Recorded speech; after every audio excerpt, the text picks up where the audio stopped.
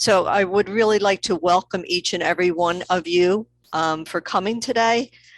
We were talking in both our campus ministers cohort and our teachers of religious studies cohort about mercy spirituality and trying to come to grips with just exactly what is mercy spirituality. And Angie Simonetti happened to be on the call with us, and she went and she spoke to Sandy and came back and offered to have a presentation. Yeah, I just don't have any good words for it. So she asked if they could give a presentation, and of course I said absolutely, positively, with delight. So at the moment we have 66 participants and we're expecting to have close to 130. So obviously this is a topic that many of us are trying to figure out just exactly what do we do with mercy spirituality. So I'm just going to introduce our two speakers and then I'm going to let them just go on because they have a lot to talk to us about. So I'd first like to introduce Sandy. Sandy, why don't you raise your hand since there's the two of you? Sandy Flaherty is a former Sister of Mercy and currently a Mercy Associate. She has 2 master's degrees in theology. One is in theological studies and the other is in pastoral leadership. She's the author of 2 books or pamphlets. One's called A Reflection of Mercy, Prayer Services, Liturgies, and Resources for Mercy School Communities. And the second one is called Why Choose Catholic Education, a Guide for Parents. And both of those publications are actually on the resource page for Mercy Education, so you can go to that and be able to utilize that. Sandy is currently the Director of Mission and Catholic Identity and a Religious Studies teacher at Mercy High School in Burlingame. So Sandy, we're really very happy to have you. And with her is Angie Simonetti. Hello. Hands there now too. Angie is also a former Sister of Mercy, and she is currently the Director of Mercy Association in the San Francisco Bay Area. Angie has a master's degree in theological studies with a concentration in spirituality. She is currently the Director of Campus Ministry and the Religion Department Chair at Mercy High School in Burlingame. She has served on the Institute Ethics Committee for Mercy Education, which designed a process for ethical decision-making for Mercy schools. So Angie, we're really very happy you're here also. There was one request that I had that I was to ask you if you could all have with you a paper and pencil, because especially Angie, when she is speaking, she's going to be giving you a lot of questions to think about. So she's going to ask you to write them down. So if you don't have one, if you could kind of try to scrounge and get something. So Sandy and Angie, it's over to you. Thank you. So welcome everybody. I'm going to slide the computer over towards me. So we're just going to say goodbye to Angie for just a couple of minutes. So Angie and I are so excited to be with you this afternoon, and a special shout out for those of you that are beyond the borders of the United States. We are so grateful. Some of you have gotten up in the middle of the night. So, wow, what a commitment you have to Mercy Education. It's interesting because we are here at Mercy Burlingame. We are currently involved in trying to hire for 2 key administrative positions at Mercy. And I was talking to one of the candidates this morning, and what I was saying is, I am sure that you will find our mission very exciting. And that is because of the extraordinary woman that Catherine McCauley was. A woman so inspirational, courageous, and certainly innovative. And so what a gift we have in our foundress. She remains quite timely. Whenever I talk about Catherine to new employees at Mercy, they're very excited about her. I could just see the excitement ripple through the room. And so what a wonderful topic that we are broaching today in trying to explore Mercy spirituality. I have a couple of things I want to say before we launch in. I want to first of all give you a sense of our plan. And our plan looks like this. Angie and I are going to present content, and we're going to hold the questions until after we have finished the delivery of the content. And that is if people need to get going, which we totally understand, that's fine. We are available for questions. Our PowerPoint will be sent to you after the end of the, when Sister Regina can get that in line, but it will be sent to you. For Sisters of Mercy that are on the Zoom, I'm going to be using a phrase called companions on the way. And I just wanted to make it really clear from the outset. So in the membership of the Sisters of Mercy, there are sisters, associates, and companions. When I say companions on the way, I'm really referring to those who minister with the Sisters of Mercy, for the most part, talking about lay people. In my presentation on contemplation, I'm using sources from a couple of sisters, and I just wanted to note them as we begin, because I really used a lot of their material. And so I just want to give them credit and also let you know that there will be links embedded in the PowerPoint that are in blue font. And so you'll be able to just jump into those links and you'll be able to get further information about these resources. So one of those sisters is Sister Sheila Carney, who is the former vice postulator for the canonization of Catherine McCauley. Another one is Sister Mary Sullivan, who I believe wrote the Bible on Catherine McCauley. You can see all of my strings here. Those are my favorite parts of the book and my favorite stories about Catherine. And the name of the book is The Path of Mercy, The Life of Catherine McCauley. Mary C. Sullivan is the author. This is an extraordinary book, and I would recommend it to anyone that is on the call. Another sister who we used, Angie, mostly used resources from Sister Mary Ann Schofield, who is one of our beloved sisters here in Burlingame. Sister Mary Ann, I believe, was one of the founders of Spiritual Director International, but using an article that Sister Mary Ann wrote as the foundation for her material. And then the final sister I would like to note is Sister Janet Ruffing, who was just retired as a Yale professor in spirituality. She wrote an article called Catherine's Spirituality of the Cross. And so you will find resources from all those sisters in our PowerPoints. Okay, I will be speaking from notes. As you probably know, that this presentation is being translated. And so to help our translators along, they've already received a copy of my notes. And so I want to be, I want to hold fast to my notes, and Angie will be speaking from her slides. So I'll be referring to my notes more than I usually would. Okay. In this presentation, we will cover what we are calling the 4 pillars of mercy spirituality. That is contemplation and action, hospitality and divine providence. And we will begin with our first 2 pillars, which really are the foundation for the rest, contemplation and action. So I'm going to share our slide presentation. And Sandy, before you begin, there's a lot who have come in. Could I ask everybody please to mute yourself? And if you have just come in, go to the bottom of your screen and go to the globe and choose the English language. This is the last time I will say this. I'll just write it to them from here on in. Okay, thank you. Go ahead, Sandy, it's all yours. Thank you, Regina. Okay. All right. So those of you that just arrived, thank you so much for coming. So this last week, one of the things that I did with my students is I talked about the desert theme in Scripture in relationship to our moving into Lent. And at the end of that presentation, I asked my students to create some sort of image about their own desert experience. And I received back some very powerful images. And I just wanted you to just take a minute to look at this image of Nicole's desert experience. So on the right, you can see a tabletop with a laptop.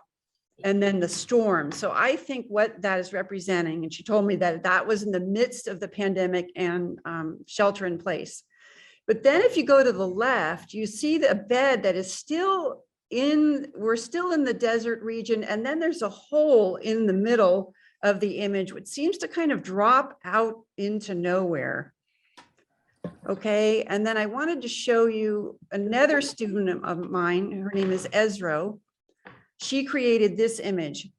And the character on the right is what she called a support person that she lost during the pandemic. And you can see that person kind of fading away, disappearing into the background. And so I have been very aware in the last 3 weeks is that as when we at Mercy Burlingame stepped back into, full school, everyone's in the school building, the kids really jumped into activities and, sports and clubs and all this.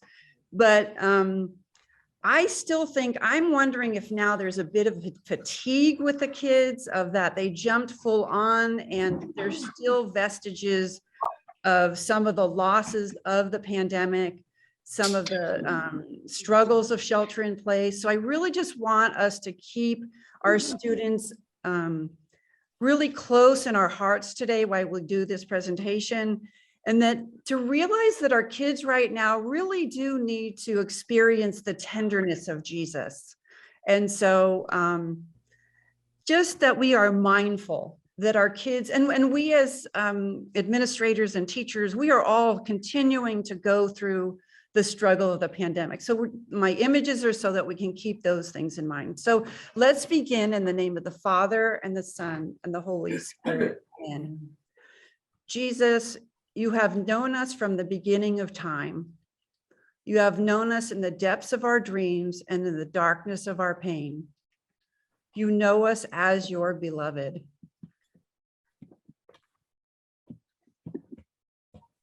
Oh, sorry, the bar's in my way here. Okay. Help us to own our own God-given identity more and more in the season of repentance and mercy. Give us the blessed assurance of your unwavering faith in us as we seek the same in you. Grant us your wisdom and peace as we journey with young people in your daily interactions. May we be a reflection of your love, mercy, and grace. Amen. In the name of the Father and the Son and the Holy Spirit. Amen. Okay. Just have to do that. So I just wanted to note from the outset that Mercy Spirituality has its own unique calling, just as Franciscan or Ignatian spirituality. And as I begin my presentation this afternoon, what I would like to talk about is just to provide you with 2 definitions. Now, my sources may surprise you, but these definitions, we are just going through such a unique time, and these definitions really spoke to me personally and very powerfully. So I wanted to share them with you. So my first definition is on spirituality.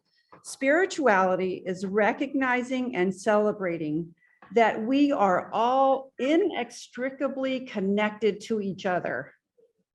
I'm going to say that again, that we are all inextricably connected to each other by a power greater than all of us, and that our connection to that power and to one another is grounded in love and passion. So that's Brene Brown. But I don't know if you experienced this, but I certainly did. During the shelter in place, I longed so deeply to be back in the classroom with my kids and also connecting again with my colleagues. And I think that the shelter in place really helped us to understand the beauty of what it means to be in the presence of one another.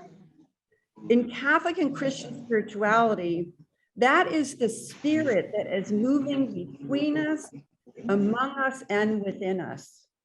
And so that longing for the company of each other is really the spirit moving, okay? My other definition is from Ram Dass, and it's very simple. It says, we're all just walking each other home. You will notice that my image here is really, it's a painting of the story of the road to Emmaus. And if you remember that story, the disciples are on their way. Hi, everybody. The disciples are on their way to Emmaus. Okay, they're walking along. It's been an extraordinary couple of days for them. And they meet someone on the road, and it is Jesus, but they do not recognize who it is. And so Jesus says, well, what are you talking about as you go along? And they said, well, we're talking about all that's been going on in Jerusalem these past few days. Haven't you heard about it? And so Jesus moves along with them as they share their disappointment, their sorrow, probably their trauma, having watched Jesus be crucified, their hopes, their anticipation of what Jesus, promised that he would return. And so this is how I see mercy. I see mercy as we walk along and we companion others and we share our human experience with each other. So literally, we're walking each other home from a significant event and those deep and intimate conversations that happen when we are doing that. So I wanted to tell you a little bit about my own journey as someone who really, as I call it, got pulled into the energy of mercy. And I want to just share two stories. And the first is when I was a young Sister of Mercy in Burlingame, I lived with a sister whose name was Sister Mary Rose Christie. And Sister Rose Christie was on sabbatical, okay? And during her sabbatical, she saw a documentary about orphanages in Romania. Within several weeks' time, Sister Rose was on an airplane on her way to Romania. Okay. And so I have to ask the question, who does that? Okay. Who on their sabbatical is supposed to be resting in the documentary and then they get on the airplane? She no connection to Romania, no sense of the culture, but the call of mercy got her on the airplane. Okay. I have another story. And that was when I was young campus minister here at Mercy Burlingame. And I read the story of the early Sisters of Mercy that came to San Francisco, and this was in 1854. So those early Sisters of Mercy, there were 8 of them. And so they were scheduled to get on a particular steamer, okay? And what happened was other sisters joined their group. They were presentation sisters, joined their group got larger, so they had to cancel their reservation. That steamer took off and went down in the ocean, and every person aboard was lost. The sisters signed up for the very next steamer, which was the steamer Cortez, and their group got on that boat. So you have to think about, these are women in their 20s. They are leaving their homeland. They knew that they would likely never, ever return to Ireland, okay? There wasn't Zoom, okay? Couldn't be phoning, okay? And the first boat went down. And they got on a boat. They didn't understand, I'm sure they didn't understand the culture of San Francisco. Of course, no one did, because it was the wild days of gold rush. So imagine the courage that these young women had. I mean, literally handing it over to God to make those kinds of, just make the journey where the first ship went down, okay? So if anyone spends time with the Sisters of Mercy, I think something that they will notice is there is an energy imbibed in those women, okay? And I entered the Sisters of Mercy because I got pulled in to this energy force that I experienced when I was being taught by the Sisters of Mercy, befriending Sisters of Mercy. And I later understood that what I was experiencing was somewhat of a magnetic force, okay? It was a gravitational pull, if you will, a pull that Catherine herself experienced. It was a powerful energy which draws one to its source. And for Catherine McCauley, that energy source was Jesus. And so I think that all of us, we're all involved in that, being swept up in the wonderful energy of ministry and prayer and socializing and getting involved in social action with the Sisters of Mercy. And so what is the source of that energy? And for Catherine McCauley, that was Jesus. Okay. So let's talk a little bit about Catherine's relationship to Jesus. So Catherine first learned about Jesus from her father. When Catherine was a young child, Catherine's father would have children from the neighborhood come to the Stormstone's house in Dublin and teach them about the faith in a tree out in the garden, okay, or out in the lawn or whatever it was, okay. And so Catherine loved her father very much. He made a huge impact on her life, and she lost him when she was 5. But still, you hear in the writings of Catherine McCauley that she continues to love and really to cherish her relationship with her father. While learning to write, Catherine copied text from the Jesus Psalter, which would later become one of her daily prayer books. The Jesus Psalter is a petitionary prayer in nature, which invokes the name of Jesus 150 times.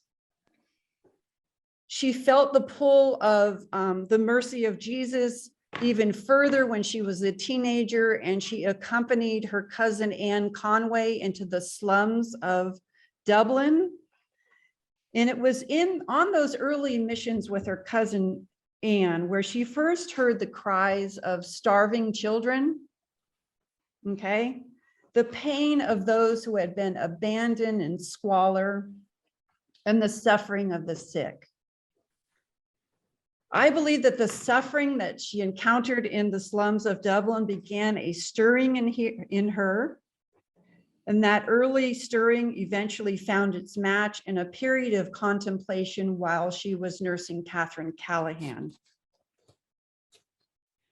Later in life, Catherine, we begin to see a solidification of those early promptings, where Catherine became a woman of deep prayer. In a letter, Mary Claire Moore, one of the early Sisters of Mercy, wrote to Mary Claire Augustine Moore, and she said this about Catherine: "All rose before 6 a.m., but Reverend Mother," this is Catherine, "and myself, and sometimes Mary Frances," which I think is Frances Ward, "used to rise at 4 a.m. and say the whole Jesus Psalter by moonlight." So while the Dubliners were asleep, Catherine McCauley and these other sisters were deep in prayer by moonlight. It's such a beautiful image. But you need to think about, this is 2 hours before the other Sisters of Mercy began their morning prayer. So that's quite extraordinary if you think about it. Another note from one of the early Sisters of Mercy, she says of Catherine's instruction to the first Sisters of Mercy: "She taught them to love the hidden life, laboring on silently for God alone." I want to repeat it because I just think it's so beautiful. She taught those early Sisters of Mercy to love the hidden life, laboring on silently for God alone. As Catherine aged, her devotion to Jesus and his passion deepened and became more profound. We see on our slide, as noted by Claire Moore and the Bermondsey Annals, Catherine's devotion to the passion of Jesus was not seasonal, but daily, even though such contemplation took a heavy toll on her. So what on earth could that mean? So Catherine's devotion to the passion was not seasonal, but daily, even though it took such a heavy toll on her. There's a gift of the Spirit in prayer where one could be drawn in to the experience of the passion as one is witnessing what is actually happening. So it seems from the writings that possibly Catherine Macaulay had that gift. It sounds like she did. So for Catherine, it was not a recitation of prayers, but an entry into a felt sense of the suffering of Jesus. So sorry, I have to move you guys over. So Catherine had an intense reverence and compassion for the redemptive sufferings of Jesus that marked both Catherine's personal spirituality and her ministry to suffering people. In the retreat instructions were notes taken by novices while Catherine Macaulay would give them spiritual instruction on retreats. And it says it shows the depth with which Catherine contemplated Jesus's journey to the cross.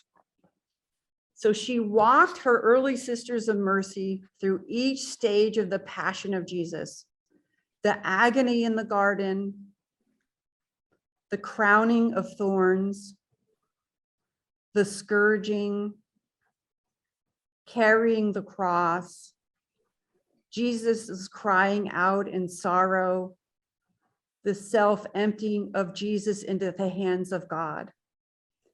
Catherine walked her novices through every step of the Calvary experience, and then she invited her sisters to behold and embrace their own cross. Okay, I think this is really important. She encouraged her sisters to behold and embrace their own cross and to be crucified with their Redeemer.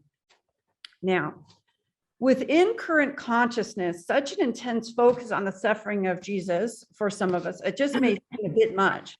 I don't know, because we used to say this a lot before the pandemic, but I think the pandemic has really showed the enormity of suffering and the impact it can have on us.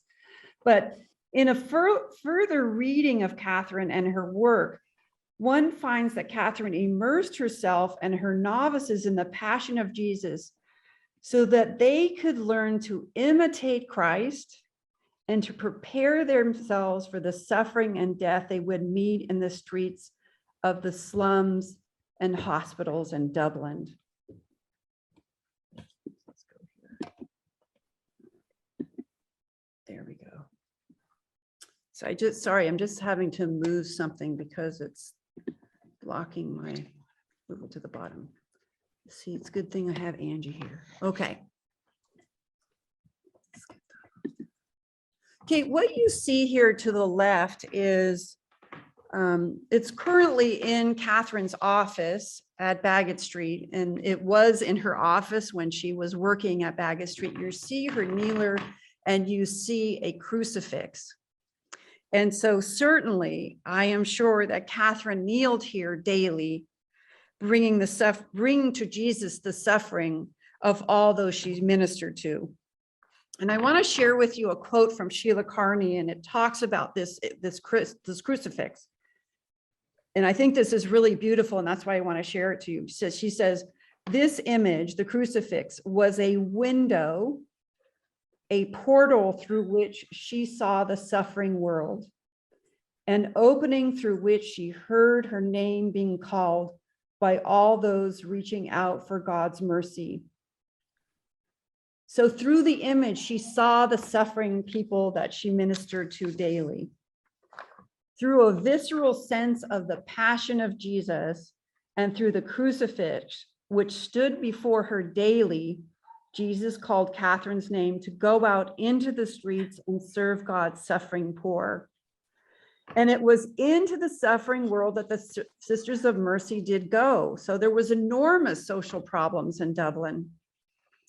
Overcrowded, decaying housing, unsanitary conditions, overwhelming suffering from illness, cholera, typhus, tuberculosis. There was omnipresence of death. The Catholic penal laws, which aimed at reducing leadership and the influence of Catholics, dehumanization of the poor, and unjust social conditions. And so in 1832, a cholera epidemic broke out in Dublin, okay? And on April 28th, 1832, Catherine wrote to Archbishop Murray offering the Sisters of Mercy to assist in the cholera epidemic. Now listen to this. Upon receiving Catherine's letter, Murray went immediately to the House of Mercy. And in the original sources, it says, he did not sit down, but stood at the end of the table and spoke a few words about the work they were going to undertake. He suggested in preparation for their work that they should drink port wine and eat mutton chops. Okay, so my heritage is I'm Irish. Okay, and so when I first read that, I thought that is so quaint. Have some port wine, eat some mutton chops. But then I started thinking about it, and I think what Murray was doing is he was making this suggestion, believing that the sisters were spiritually ready under the direction of Catherine McCauley, but to help them physically fortify themselves for the hell, and I'm using that on purpose, for the hell that they were about to walk into. The Sisters of Mercy were about to take over the Townsend Street depot that was opening as a cholera hospital, and the sisters started their work during one of the most deadly months of the epidemic. About 2 weeks ago, I had dinner with a Sister of Mercy who was a nurse, and we were talking about what does it mean to nurse cholera victims? And I want to talk to you about what does that really look like? So to get a sense of the daily life that the sisters were going through when they were nursing cholera victims. So this was pre-penicillin. So they had very limited resources or medications to give to the patients. So these are some of the effects that cholera would cause. Severe dehydration, vomiting, diarrhea, toxicity of the bowels, which is extremely painful, muscle cramps, suppression of urination, skin withering, sunken eyes, and soon death. The patients at the hospital were lying on short cots, and in the cots there was a slit that was created for when the patients needed to relieve themselves into buckets below. So you could only imagine the dreadful sights and smells and sounds of that was happening in one room. Just the enormous suffering that was going on in one room. Catherine, during that time, oversaw 80 nurses. I'm going to put nurses in quotes because basically they were domestic servants who were just, there to help. But on occasion, some of those women were caught drinking the alcohol that was really meant for the patients. As a high school person, I have to smile, but the other part of it is perhaps it was so difficult. What the work that they were doing was so difficult that they needed something.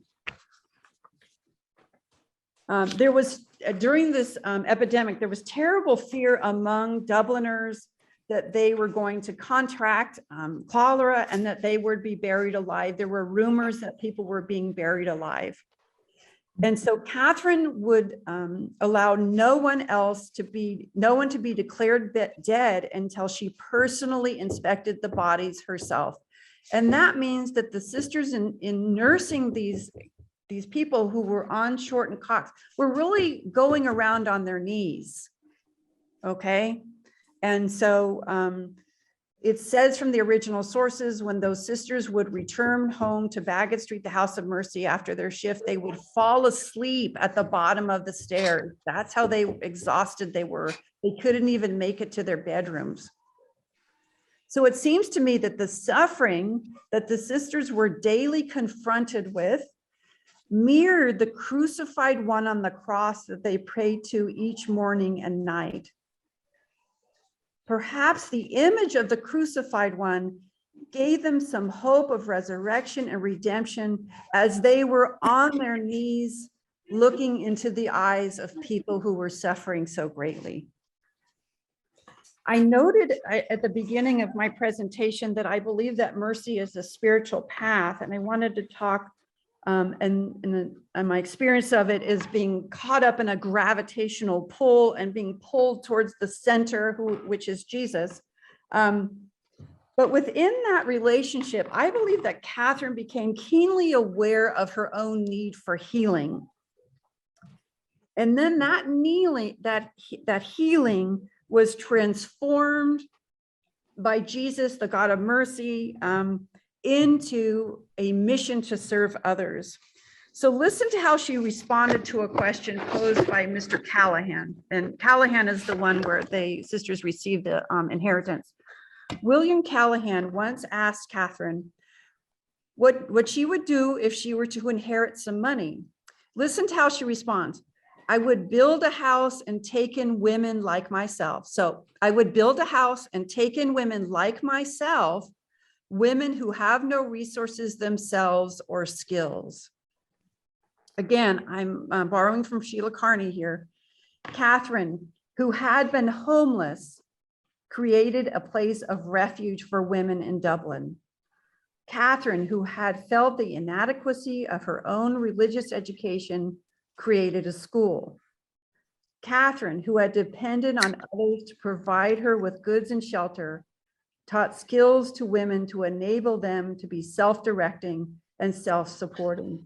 So this is why I consider mercy to be a spiritual path.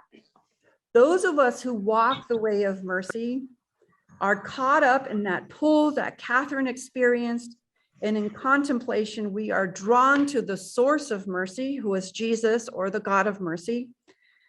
And it is a healing source.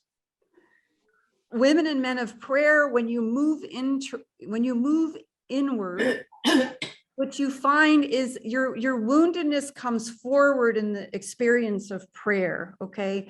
And that God and Jesus and the Blessed Mother work with us to heal those wounds.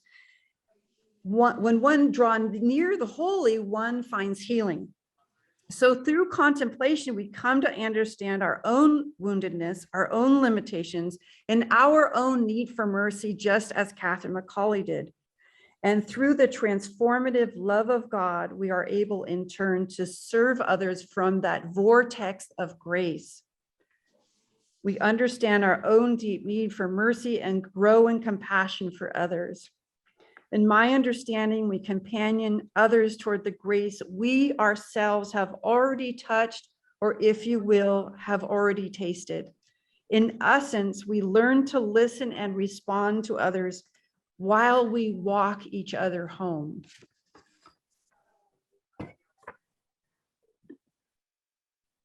Okay, and I'm hoping you can see the beautiful image, because it's a beautiful stained glass window from one of our Mercy hospitals. It's really beautiful. But anyway, okay.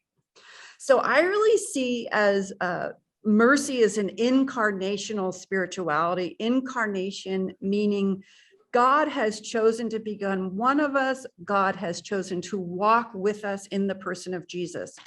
And I was recently reading a book, and it's called An Introduction to Christianity by Pope Benedict. He wrote it when he was Cardinal Ratzinger. And he gave this definition of incarnation. And I thought it was just beautiful, and I wanted to share it with you. Jesus has really made God known, drawn God out of God's self, made God manifest for us to look upon and touch, so that God, who no one else has ever seen, now stands open to our historical touch. And when I read this definition, I thought of Catherine, and I thought of the Sisters of Mercy, and I thought of the work that we all do. And this is how I'm using Ratzinger's quote. Catherine, the Sisters of Mercy, and companions on the way have made God's mercy manifest for us to look upon and touch, so that God's mercy is open to our historical moment and our human interaction and influence.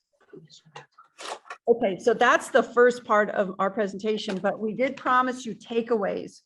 So this seemed to be the best place. This is a terrible segue, but that's my segue. Okay, what are some practical segues? Here we go. So about 6 years ago, Angie and I were at a Mesa meeting, and we were sitting at a table with a Sister of Mercy from the East. I cannot remember her name, unfortunately. And she talked to that they had implemented chapel visits at their school. Basically, a chapel visit is, so if you're thinking of the kids in period, so period 1, all of the kids in religion classes during period 1. Regina, I'm wondering if we can mute that person. Do you want to just mute us all and then I'll mute myself again or unmute? Okay, I think maybe she found it. Okay. So all of the kids in period 1 that are in religion, that we all go down to the chapel. So sometimes we have 30, sometimes we have, 40 or something. Religion teacher gives like a 3-minute reflection, and then the kids sit in silence for 10 to 15 minutes.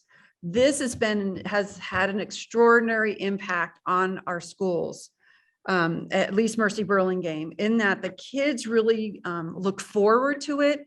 Our kids, maybe in shelter in place, they had a lot of silence, but generally in their lives, they don't have a lot of silence.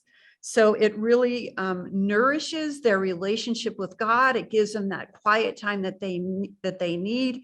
And I also think it helps develop a greater understanding of self in the kids. So wonderful idea. And I'd encourage you to, it's a great way to kind of help the kids begin contemplation themselves and getting more comfortable with silence. Next idea. We here at Mercy Burlingame, our chapel just opened. And so we have had to be really creative with rituals. So what we did for Ash Wednesday is we're on 40 acres and it's kind of rustic at different parts of the campus. And what we did is we took the kids on a pilgrimage, okay, where staff members were holding crosses and taking about 30 kids at a time. And there were, I think, 5 or 6 stations. I'll just really quickly going to tell you what the stations were. One is the birth and death imagery that goes on in nature. The second station was, what are you giving up for Lent, and how is what you're giving up forwarding your relationship with God or Jesus? The third station was, how can I find more contemplative time? The fifth station was, we had a reading and our sign language kids did the interpretation. And then the last station was, what do the ashes mean? And then they were signed with the ashes. Our student body and faculty loved it. I think it was so different. And then also the journey of walking gave them the sense of pilgrimage and how Lent is a journey. Okay, and then I'm just going to give you one more and we'll move on to Angie. I do not want this to happen, but there are variants out there. If we do go back into shelter in place, I would really encourage you to do live Zoom prayer services. I know some schools around here would record prayer services and just present it to the kids, or they would record the mass and play it. I really believe that it's really important that these be live, human, authentic encounters. And so, with prayer services, we can really speak to the need of perhaps the isolation and frustration that people are feeling in moving back into shelter in place. Of course, I don't want that to happen, but that's my best word on that. Angie is not, we're going to move the computer over and Angie's going to begin to talk about action. All right. So I just want to take a minute just to look at the image that I presented here. It's an image of individual strings that then become a piece of fabric. So many religious traditions, especially religious orders, talk about the need for action and contemplation. And because we're human, we always want to separate them and say, this is when I'm doing my action and this is when I'm doing my contemplating. And it's really, really important. And if you were listening like to what Sandy was talking, Catherine really was able to intertwine these, and so was Jesus. And we're going to use them as models. Jesus, Marianne Schofield says, Jesus did not live 2 lives. He did not live one of prayer and one of ministry. He lived one human life. And if we could just keep remembering, Jesus was human and we are human. We have to be integrated. He spent at times alone with his God and at other times amid human need where he also saw his Father. Okay, so that is a really important part of understanding what is happening. This happens a lot when we're talking in campus ministry. We really do a disservice to our service learning programs when we separate it from our prayer and faith. Like this person's doing the service. We're doing service over here. We have a service learning coordinator, but they're like, their office is way over here. You know, we have to do it together. If we separate it from prayer and faith, then we basically have an activist department, not a service learning department. Our goal is to help students and ourselves live one human life where contemplation and action are intertwined. So while we need to study them separately, we need to make the fabric, okay, and to help ourselves, which is not always easy, and our students to be able to do that.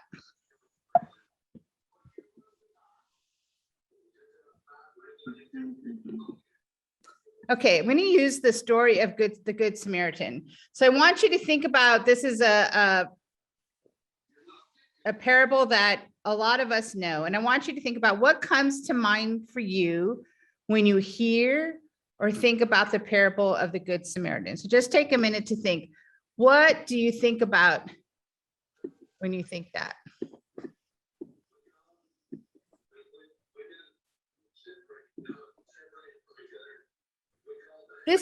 This image is what we often think about. We think about how the Samaritan stops and helps the wounded man. The Samaritan, who we know is the outsider. What do we think about the priest and the Levite? What are our thoughts about them and who their character is?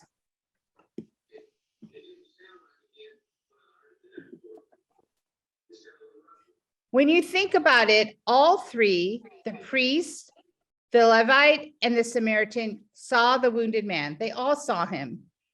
The Samaritan saw with the eyes of mercy. The priest and the Levite might have seen the wounded man and even noted it in their minds and thought, because we often think like they were like, I'm not helping that guy. I'm just a mean man. I'm just, part of, the hierarchical church. What a mess. Of course they're not going to help. They don't want to get their hands dirty. But they could have actually been thinking, maybe I can send someone later, or I have to go to a meeting right now. I will think about him later. That is a lot of us. We're too busy. We can't really see with the eyes of the Samaritan. So we don't want to just write those two characters off, because there's something in looking but not seeing. The Samaritan not only saw, but he felt for the wounded man. And he was moved to act. And that is what mercy is. To see with those eyes, to feel deeply, and then to act. Even though sometimes we get to be the priest and the Levite. Mercy is a process. It is not an act. It is not, I'm doing mercy and now I'm not doing mercy. It's really a process. It's a way of being in the world. And it's important for us to know who we are and what we bring to the process. So Sandy gave you the great foundation for this, but mercy is experience rooted in faith, in this relationship with Jesus, in this relationship with God, in this relationship with the Holy One. Mercy is dynamic and outward going. That's the drawing that Sandy talked about. It can't just be done. It's not like a list of things like, am I doing all the critical concerns? I did this. It's not just that. It has to be felt. When we look at the person of Jesus, Jesus is constantly responding to the situation he finds himself in, and he changes. We often think Jesus is a static person, but he actually changes throughout his life and how he responds to things.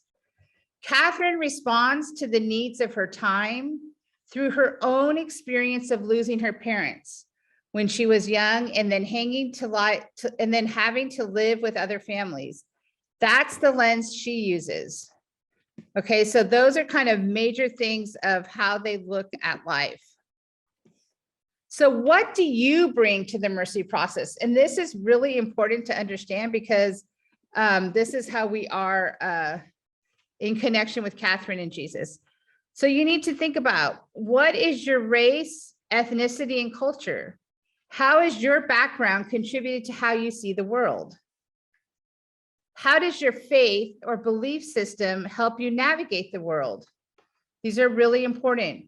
What major events in your life have affected you? A change in jobs, moving, death of a family member, the birth of a child, traveling. And who are the key people in your life? Who are your loved ones? Could be your parents, your guardians, your teachers, your coaches, your role models, your partners, your mentors.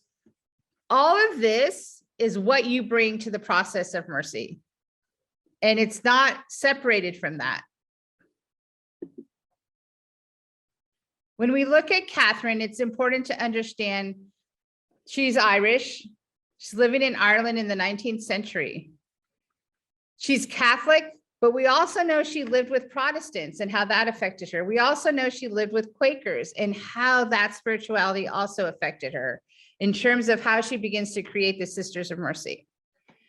The key events in Catherine's life are the death of her father and mother, living with other people and having to take care of the Callahans, of her seeing herself as a person who's not connected to family, that her family is gone.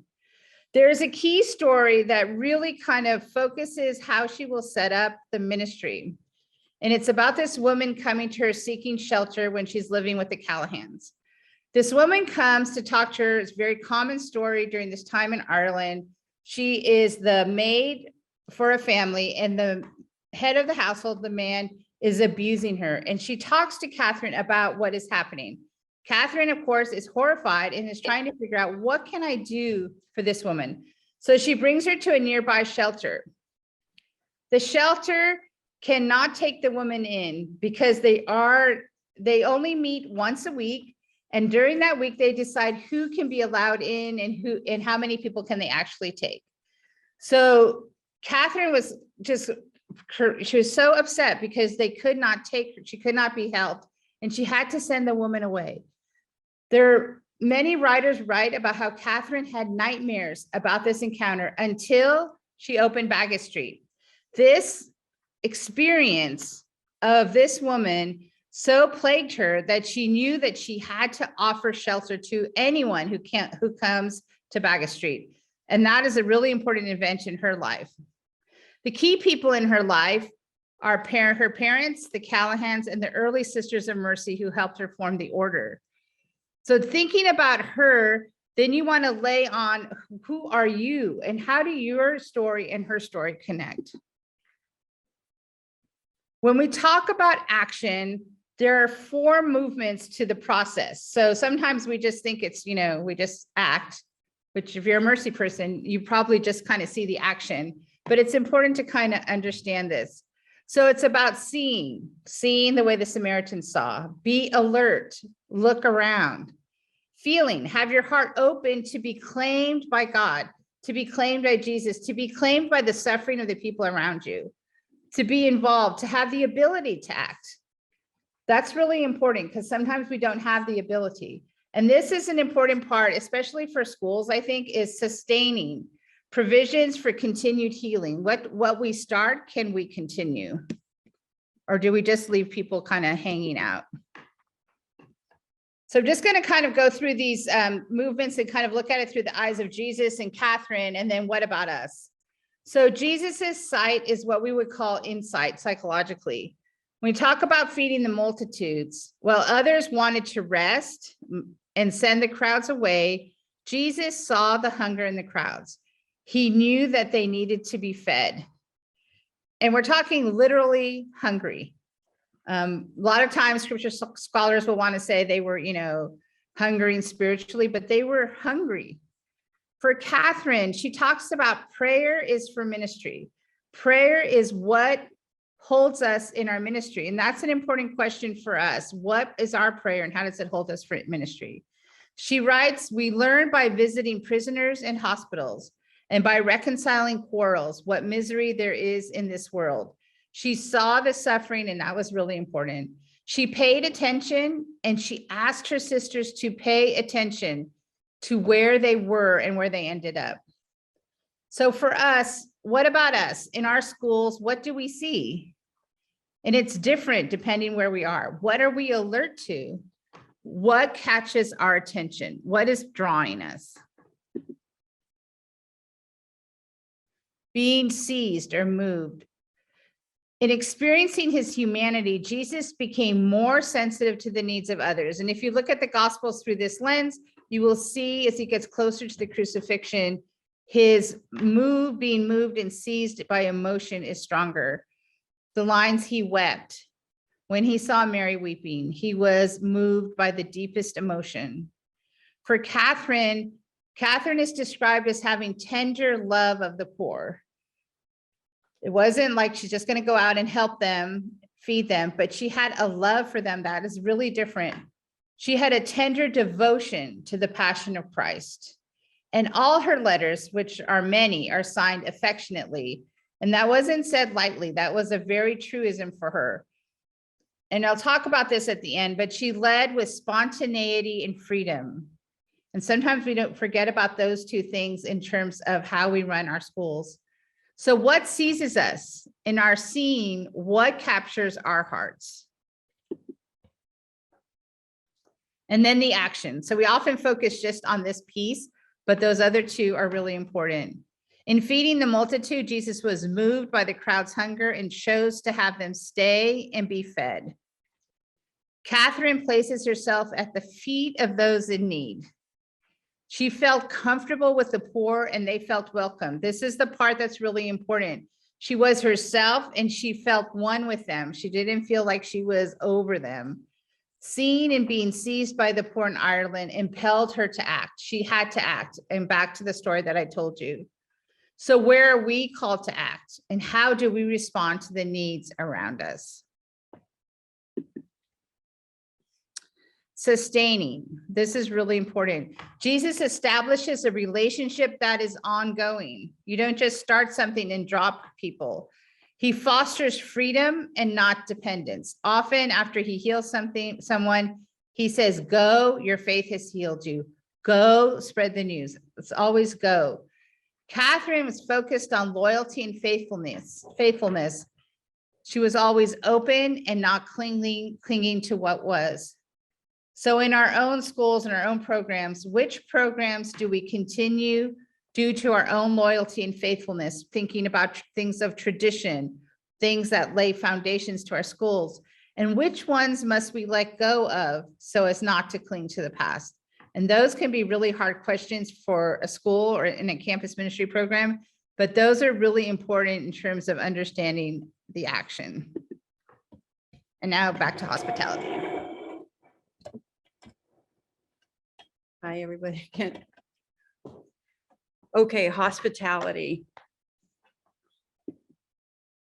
So I want to begin with the quintessential story of hospitality we find in the Hebrew scriptures, and that is in Genesis, and it's Abraham and the three angels, or the three strangers. So I'm just going to do a little summary of the story, and the story goes like this. Sarah and Abraham, they're desert dwelling people, and so they're in their tent, or more correctly said, Sarah is in the tent, and Abraham is sitting outside the tent and he's praying. And then in the distance, he sees three strangers that are approaching. He interrupts his prayer to welcome them. Okay. He serves water, he washes their feet, and he instructs his Sarah to bake bread and has a calf prepared for a meal. So Abraham serves them a feast under a tree. It sounds actually quite fabulous to me. Okay, so the strangers at the meal announced to Sarah that she will, after so many years of longing to give birth to her own child, that she will indeed give birth to a child whose eventually his name is Isaac. This story exemplifies the Hebrews' commitment to hospitality even when it's dangerous to do so. You have to think about, you're in the desert, okay, and there's strangers approaching. You have no idea what their intentions are, okay? In spite of that, he graciously welcomes them. In Jesus's day, Jews were expected, Jews who were farmers, they were expected to leave a portion of their crops for strangers who might happen by. So that was a way of being hospitable to the stranger. So this really fundamentally in Judaism, vision of hospitality, is it a hospitality that challenges and costs us something? Okay, so sometimes I think, maybe we think of hospitality, well, I'm gonna have my friends over, I'm gonna make a beautiful dinner and it's gonna be lovely. But it really goes beyond that. It's a little more edgy than that. In this story, the moment in the story that has really caught the imagination of rabbis is when Abraham interrupts God, he interrupts the prayerful experience to address the strangers. And I found this to be really beautiful. So I wanted to share it with you. It's from Rabbi Jonathan Sachs.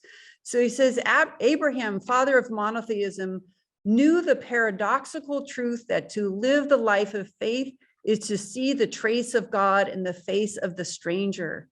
It is easy to receive the divine presence when God appears as God.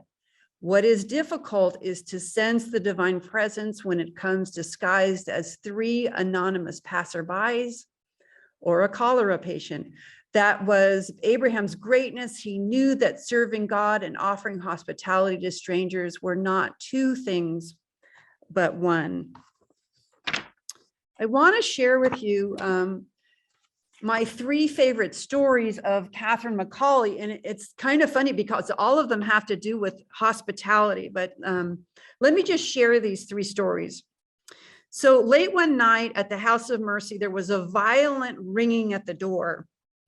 Catherine opened the door to find a teenage girl with a wild glare and disheveled clothing.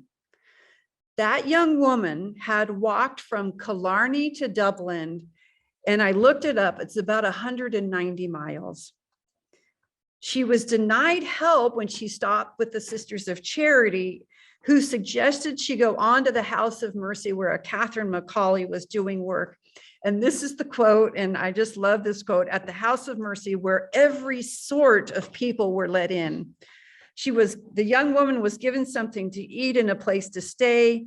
And the next day, Anna Maria Doyle did some research and found that the young girl's father had remarried and her stepmom was quite harsh. So I guess that's why she ran away. And she stayed at the House of Mercy for a while, and then eventually she went home. This next story is a great one for advancement directors and head of school because it's about a donor. So finances became an issue for Catherine. And so Catherine placed an advertisement in the Freeman's Journal announcing a bazaar, which would money raised, which support the House of Mercy. So what I understand a bazaar to mean is kind of like our rummage sales. Meanwhile, Sister Elizabeth Harley, who was greatly loved by the community, lay dying upstairs. Catherine was sitting with Sister Elizabeth when Miss Farrell arrived. Miss Farrell was described as, and this is so wonderful, very rich, very charitable, but rather odd. Farrell disliked bazaars and came to lecture Catherine on how this was an improper way of raising money for the poor, and actually it was quite sinful. We learned from the early sisters that Catherine listened with exemplary patience, and on her way out, Mrs. Farrell made a sizable donation. So there's some hints on how to deal with difficult donors. Okay, my last story is about Mrs. Harper. While living at Kulak House, Catherine encountered Mrs. Harper, who was mentally ill and had been abandoned by her relatives, and she was living in a hovel by herself. Catherine brought Mrs. Harper back home to Kulak, and Mrs. Harper stayed until she died 5 years later. Mrs. Harper, in her mental illness, hated Catherine McAuley and would frequently verbally assault her. Catherine's nephew, Willie, recounts a story of Catherine attempting to get clean clothes on Mrs. Harper And when Mrs. Harper took her apron off, out from the pockets of the apron came out little garbagey items, breadcrumbs, and live mice. And so it's no wonder that some of the other people that were living at the Kulak house might have said to Catherine, oh my God, what is happening? Okay, so when I look at Catherine, for the runaway teen, Catherine welcomed when it was uncomfortable. So you're opening the door in the middle of the night. You don't know who's on the other side of the door. So Catherine welcomes when it's uncomfortable. With Miss Farrell, Catherine welcomes when she was distracted, and for good reason, Catherine was distracted, but she still made time for Mrs. Farrell or Miss Farrell. Mrs. Harper, Catherine welcomed when she had every reason not to, someone who was so difficult. So Catherine raises the bar really high for us in relationship to hospitality as educators and for those that visit our schools. But what we can say about Catherine is this: I was the crucified one, and you welcomed me into your heart. I was a stranger, and you welcomed me into your home. I was mentally ill, and you welcomed me into your life. I was frustrated, and you sat with me.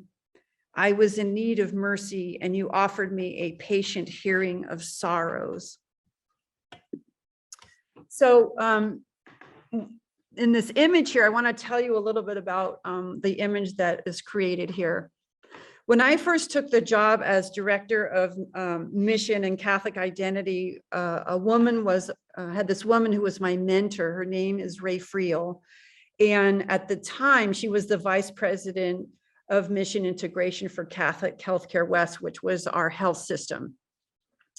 And of everything that Ray said to me, this is what I found to be the most important thing that she said. So I want to share it with you. So you see these concentric circles, and in the middle, you see 1, 2, 3, 4.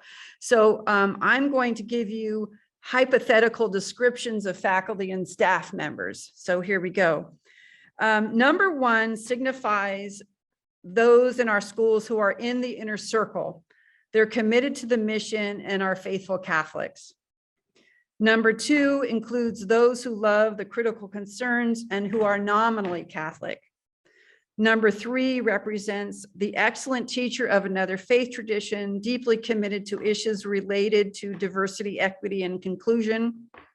And number 4 signifies the teacher who you see needs some coaching, is agnostic, doesn't appear to be too excited about the mission or the critical concerns, but has a welcoming and hospitable classroom where the unique kids on the campus tend to gravitate to.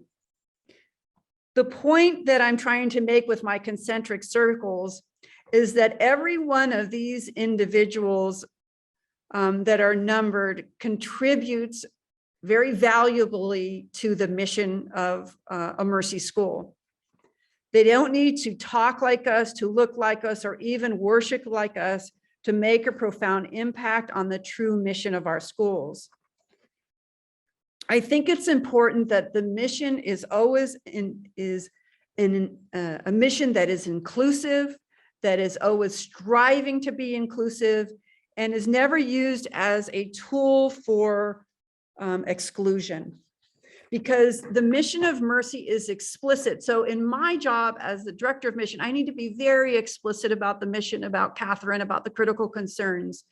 But there are other members of our faculty and staff who hold the mission implicitly just by the very people that they are. Okay. And we have new people, they haven't even been orientated that well, and they still, it is part of who they are as individuals. They are holding the mission. And so the point I'm trying to make is the mission always has to do with inclusivity. Okay, so, and I have a couple questions. Do we make room for faculty and staff students who do not look, think, or talk like us? Do we do that in our schools? Do we welcome the unique gifts of all faculty, staff, and students with the assumption that everyone has something that contributes to the greatness of our schools? as someone in the inner circle, so that would probably be a lot of the people on this call, do I consciously go out to others and thank them personally for their individual contribution to the mission of mercy? And I really try to do that, is to go out to people that maybe wouldn't necessarily be recognized, but to really encourage the work they're doing. And I find that that really draws them forward, and then are recognizing their work. They're interested more to learn the Lord more in depth about what the mission has to do, its place. Do we allow our communities to express the mission in diverse and vibrant ways?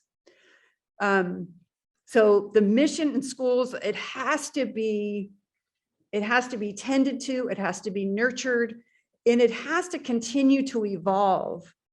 We have these wonderful examples of Catherine McCauley and the early Sisters of Mercy and the Sisters of Mercy who have gone before us, but it needs to constantly be translated to a new age. And then just my takeaway for here is time and attention should be paid to freshmen and faculty and staff orientation programs. We actually have a pretty good orientation program. So if you need some ideas, please don't hesitate to get in touch with us. Okay, we're going to move on to divine providence now. Okay, so I went to the Catholic Catechism for a definition of divine providence, and I thought it was a beautiful one, so I used it in my presentation. So creation has its own goodness and proper perfection, but it did not spring forth complete from the hands of the Creator. The universe was created in a state of journeying towards an ultimate perfection. We call divine providence the dispositions by which God guides his creation towards this perfection. So what is saying is that creation is continuing to evolve. God is continuing to create, okay? And that God has created the disposition for his vision of of creation to unveil itself, to evolve. And so, and one of the wonderful things in the definition from the Catechism, and it also is an extraordinary thought to have, God grants God's creatures not only their existence, but also the dignity of cooperating in the accomplishment of God's plan. So when one moves in the direction of love and mercy, one participates in co-creating with God. Okay, so when we are participating in the vision of God for love and mercy in the world, that God is using us as partners in the evolution of his ongoing creation. And so, and I'm jumping back now from God to Catherine. My God, I am yours for time and eternity. Teach me to cast myself entirely into the arms of your loving providence. And I think what one of the things I think she's saying, it's quite a mystical statement, but one of the things that she's saying is, God, I'm trusting that all that is needed will be given to me in my works of mercy. Okay. And I think that's true of us too, that we need to be men and women of faith in this dynamism, which we call mercy education. And so as people of prayer, I think Marianne Schofield used to say, God likes to be asked, and God likes to be invited in. And so to ask God for what our needs are and to have the belief that we will be given what is needed. Okay, another quote from Catherine: we should never falter in our confidence that God will make all things turn to his best. We ought to conform our views to God and suffer ourselves to be guided unresistingly by God as our leader. And I believe one of the things that she's trying to say is, make me, God, an instrument of your mercy. So I think that God absolutely made an instrument of Catherine McCauley, made an instrument of God's mercy. And I think that is the call of mercy educators, that we would become instruments in God's plan of the fruition of mercy in the world. Okay, now, this is going to seem like a very funny, weird slide. It is not a mistake. Okay, so when I was a kid in the 1960s, yes, I'm 61, I'm an old gal, okay. There was a ride, I did some research lately, and they said it actually was a little bit of a dangerous ride, but that's kind of how we rolled in the 60s. But anyway, the ride was a cylinder, and you got in and you leaned against the wall and you were standing on the bottom of the ride, and it began to move in motion, a circular motion, and the centrifugal force would press you against the wall, and then the floor would drop out. And I'm using this image for when the floor dropped out on Catherine and when the floor drops out on us, and how do we see divine providence in that, in those kinds of times. So for Catherine McCauley, the floor dropping out was when she fell down the stairs, and I believe she broke her arm. When she was running out of money, when the Sisters of Mercy, the young sisters, were dying of consumption, which is tuberculosis. The crucible of leadership is writing to those families that these young women were under your care, and they died under your watch. Okay, Catholic resistance to her works of mercy, the pain of those who should have been supportive but were not, and the frequent deaths of family members and mentors. So those are some of the floor dropping out on Catherine. And the floor dropping out on us, I'll give a couple of examples. In February 2019, our administrators likely were worried about budgets, because that's what most administrators are worried about in the early spring. Several months later, those very same individuals were up in the middle of the night trying to make potentially life and death decisions about their faculty and staff and students. The religion teacher who realizes that all the theology classes in the world are not going to help when a student raises their hand and says, my 16-year-old cousin got shot last night. Why does God allow bad things to happen? And the campus minister sitting at her desk planning a school memorial service for a student who was killed in a car accident.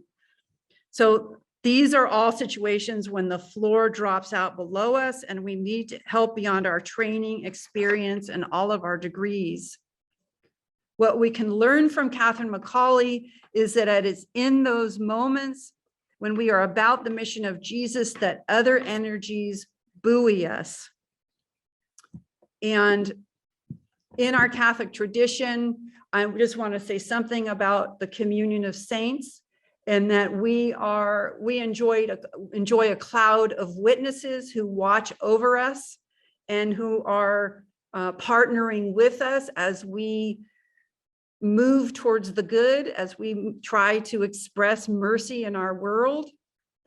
And this is a beautiful articulation of that by theologian Elizabeth Johnson.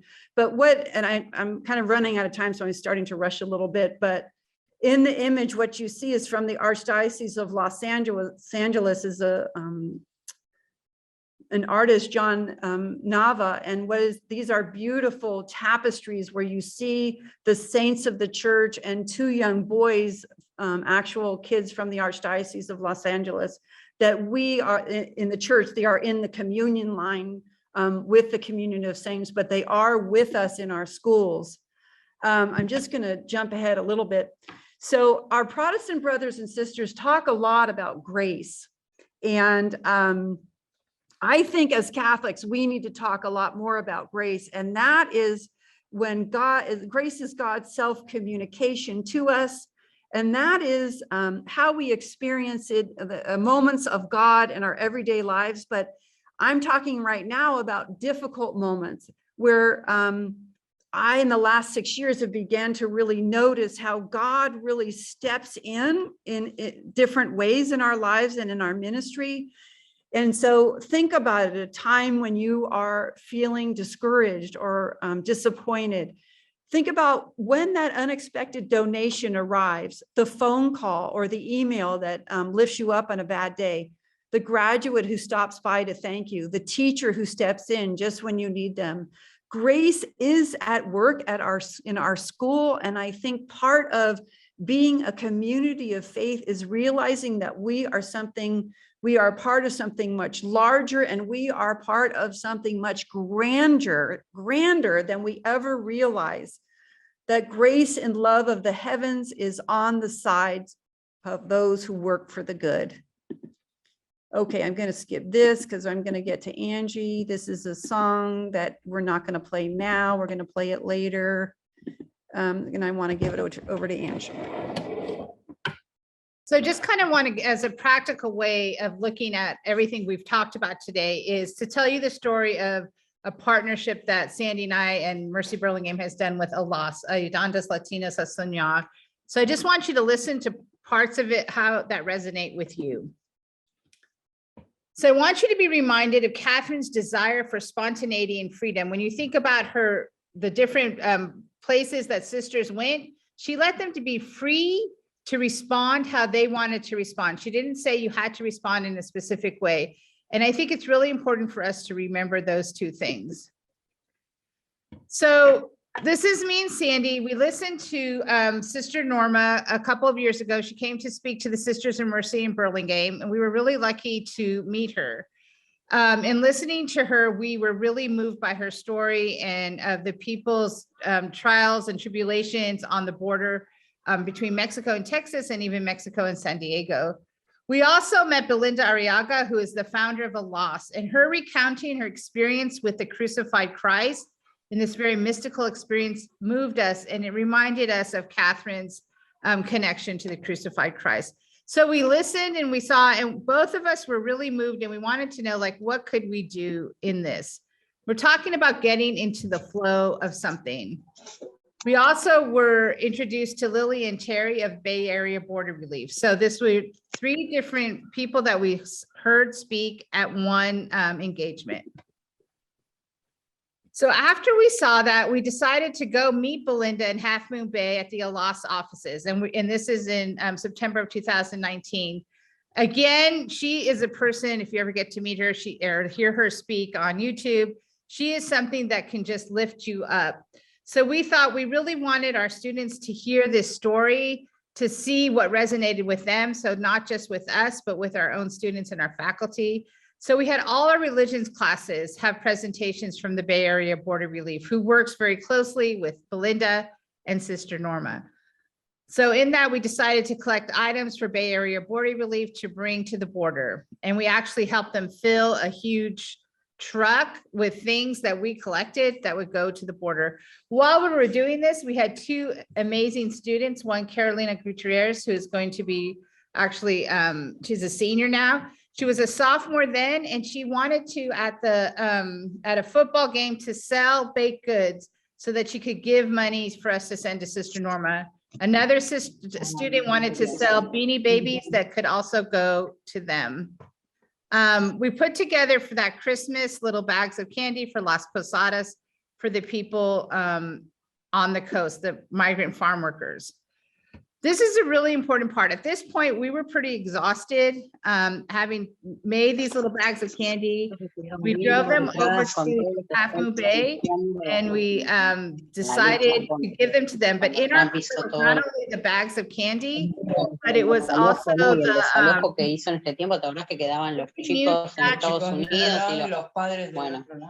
Excuse me, Elizabeth, excuse me, Elizabeth, you are on the English channel. You're interpreting on the English channel. So, Pero participaron, hicieron movidas, viste, okay. re grosas. Paula Vega.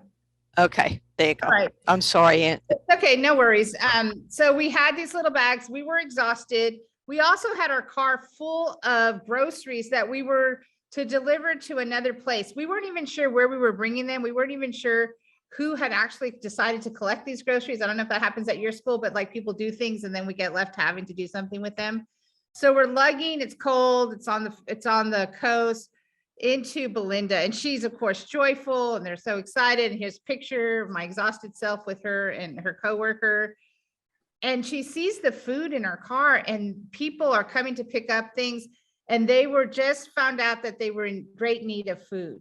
And that was just like what Sandy just talked about, grace. That was just grace swooping in to our exhaustion, and we unloaded all the food, and actually the people that were there took it. So those kind of things happen when you're kind of in this movement of grace.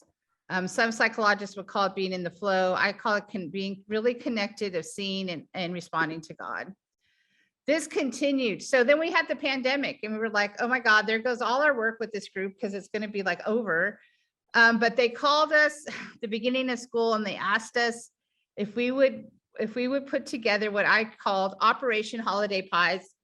They wanted 250 pies. And so Sandy goes, don't tell them we could do 250. Just tell them we could do like 50. And I said, no, we could do 250 pies.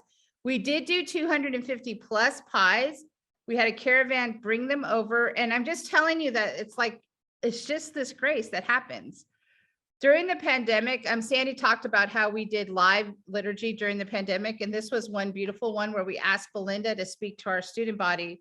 And she did a beautiful talk, not just about what's happening on the border, but she talked about how to, how could they reflect on their own experience so that they continue to bring joy. We then had people actually moving to this area from the border that were going to be living actually near the high school. So we collected rice, beans, and kitchen items for refugees from the border. We began this school year collecting school supplies for students and farm workers. I visited Mary Waskowiak in San Diego to begin to continue this work with her within a Mercy context, and hopefully we'll be sending students to work with her. We had Operation Pies #2. Just recently, we had our urban plunge, which actually students went, and Belinda led a whole day and a half for them about the needs of people who are working on farms on our coast, and to also get them to understand their stories. Lent, we're looking at giving in the planning stages right now. So that's kind of where we are right now. So just thinking in your own schools, I'm sure you all have these similar stories, but to keep listening for that. So where is God calling you? Your community, your school. What is seizing your attention from your own story? And don't be afraid of your own story, because it's going to lead you as it led Catherine, and what allows you to be spontaneous and the most free. So thank you. I know it's a lot of talking, but Sorry, so much talking. But thank you for being here. Yeah, we were saying to Sister Regina, we wish we could have done this live, because we could have done a whole morning, because we get, conversation and input. And Well, Sandy and Angie, thank you so much. For me, the way you were speaking just really came alive to me. What I have been experiencing in the past is that often as Mercy schools, we really look at Catherine and we say, what do we need to do to be like Catherine? And I think it is so important that we do really understand the true Catherine, and that Catherine's energy to serve the poor sick of Dublin really did come from her relationship with God or Jesus. And that's where our Mercy Catholic identity has to come from. It's not just Mercy, it's Mercy Catholic. And we have to get that whole understanding of the relationship with Jesus. And then I loved also that Jesus and Catherine led one human life, intertwining action and contemplation. It's not when we are, so engrossed in service that we have to go off and pray, but that it all comes together. So thank you so much. And I know that we have an awful lot of unpacking that we need to do of all that you said. So I want to just open it up again for anyone who can stay. That if anyone has any questions for either Angie or Sandy, I think they can take a few minutes for this. Would you use the reactions down at the bottom? And you can raise your hand and we will see you come up, because there's a lot of us here.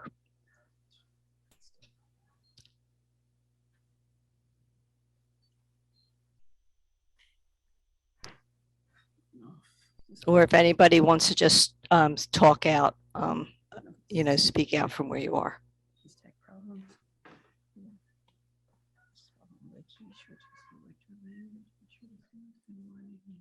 Zealand. Well, we're getting an awful lot of thank yous in the chat. I think maybe people are ready to go, but again, Sandy and Angie will be available. If you do have any questions, you could either send it to me and I can send it to them so that they would be able to answer anything that you have. And those of you who are theology, religious studies teachers or campus ministers, we are going to begin to unpack a little bit of this in our cohort calls. So please keep any notes and I will get the recording to you as well as their slides to you as quickly as I can. Okay. Angie and Sandy, anything else from you? No, if Nothing. anyone wants to stay on. Yeah, feel free. Regina, Yeah, who's that? Just- Liz Hathaway. Okay, go ahead, Liz, just speak. I want to say, first of all, a very quick thank you, a marvelous presentation. But I also, besides all of it, the one thing that I right now was most grateful was that area on mission, the concentric circles, because I work with our new teachers in presenting the mission. And I end next month, and what a beautiful way to end. So if they don't mind, I would like to duplicate that. Yes, Absolutely. Okay, thank you so Sure. much. But what a powerful presentation. And maybe you can be more, maybe you can say more at another time on mission, because those of us that are in charge, of that area of the school, it's not always an easy piece when you have to do it monthly. Although I break it down by the critical concerns and invite guests. Yeah. It was just, you just lit me up at that moment. Yeah. Besides all the other things that you had offered today. Elizabeth, So- I'm gonna put my email in the chat. And Okay. why don't you email me? Because I probably can give you some, we may be able to talk or something, Mercy HSB. Talk further. Okay, good. Okay, I appreciate that. But Thanks, thank you Liz. again, Regina All right, and Sandy and Angie. Powerful. sure. all right. And Teresa? Okay, you had said, thank you for everything. You had said about orientation materials and right for like new school, like for incoming faculty, things like that. And we had talked at our school about doing like a beginning of the year retreat because we don't have any sisters in the school and we're kind of getting further, just a little bit further away. We were just, Sister Regina, I don't remember what it's called at St. Bernard. When we just got the MESA accreditation or whatever. The mission that is. accountability self-study. Yeah. Yeah, exactly. Mhm. And so, but part of that was this sort of thing. So do you have materials that would be helpful to do something like that? To do like a retreat to start our school year, like in our in-service days? Yes, we probably do. I just have to think about it. I'm really clear on what we do for our orientation, but you maybe could do some of that during the retreat, but we could certainly send you some ideas. So why don't you email me and just remind me what the question was, and then we'll send you something. All right, thank you. And they both just put their emails in the chat, so you can look at that. Anybody else?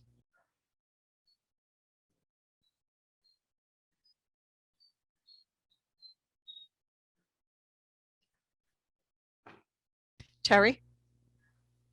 Terry, you're on mute. Yeah. Okay.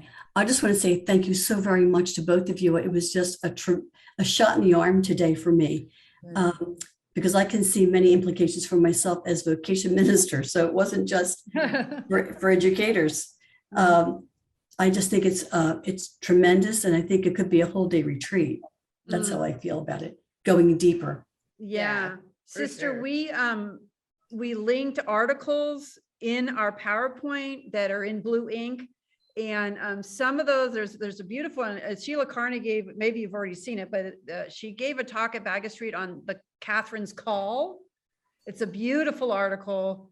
And then Mary Sullivan did a beautiful one on the prayers of Catherine McCauley. I just took a snippet or two out of it. And Janet Ruffring's Catherine's Spirituality of the Cross is wonderful. We actually had her present at our Mercy Association, and we had to have 2 sessions because it was so impactful Wow. right Wow. after the pandemic. So Yeah. please God, after the pandemic. But Yeah, yeah, so look through the resources when the PowerPoint arrives. great. Thank you so much. And just so that if people are still on the call, we have a welcoming house at the border at McAllen Right. in Texas. So what you're doing over there, we have Sister Norma Pimentel on our side as well. So my sister friend, Derek and I are down here this year and hopefully for a couple of more years to do some border work. great. And that's where I do vocation ministry from. Oh, that's great. wonderful. That's